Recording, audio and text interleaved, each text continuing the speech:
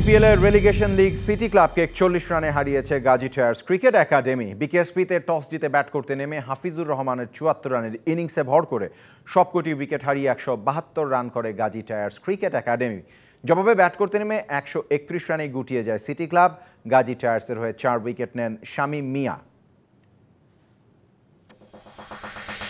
নিজ দেশে স্থানীয় ক্রিকেট ভেন্যু না থাকায় বাতিল হলো আয়ারল্যান্ডের অস্ট্রেলিয়া সিরিজ। একই কারণে গত 6 বছর নিজেদের মাঠে টেস্ট খেলা হয়নি তাদের।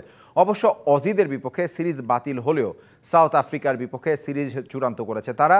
তবে সেই হোম সিরিজটাও হবে সংযুক্ত আরব আমিরাতের মাঠে। সেপ্টেম্বরে মরুর দেশে প্রোটিয়াদের বিপক্ষে ওয়ানডে ও টি20 সিরিজ খেলবে আয়ারল্যান্ড। টেনিস কোর্টে আরও একবার চমৎকার পারফরমেন্সে বছর রাঙানোর দারুণ এক স্বীকৃতি পেলেন নোভাক জকোভিচ। রেকর্ড পঞ্চমবারের মতো জিতলেন ক্রীড়া বিশ্বের বর্ষসেরা পুরুষ খেলোয়াড়ের পুরস্কার, লরিয়াস ওয়ার্ল্ড স্পোর্টস অ্যাওয়ার্ড।